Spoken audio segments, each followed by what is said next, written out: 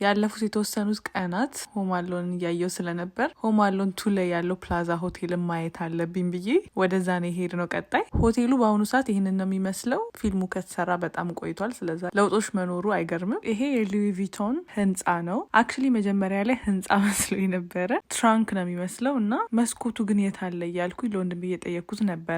ከዛ አሁን ግን ሳጣራ ውስጡን እያደሱት ስለሆነ እንደዚህ አድርገን እንሸፍነው ብለው ነው እንጂ አክቹዋሊ ህንፃው እንደዛ ተሰርቶ አይደለም። ኒውዮርክ ውስጥ ቢዞር የሚታይ ነገር አይጠፋም። በጣም የሚያማምር ዲዛይን ያላቸው ቤተክርስቲያኖች አሉ፣ መንገድ ላይ ጌጦች አሉ፣ ሀውልቶች አሉ።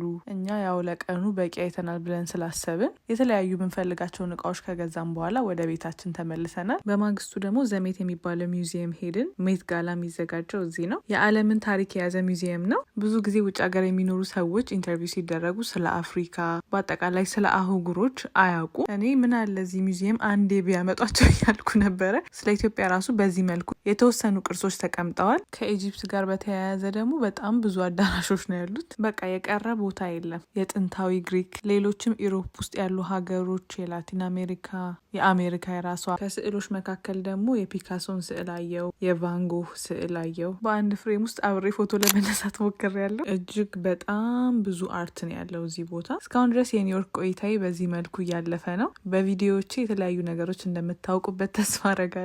ሌላ ቭሎግን በቅርቡ ይዤላችሁ እመጣለሁ። ፎሎ ማድረግ እንዳትረሱ። በሌላ ቪዲዮ እስክንገናኝ ድረስ ቻው ቻው።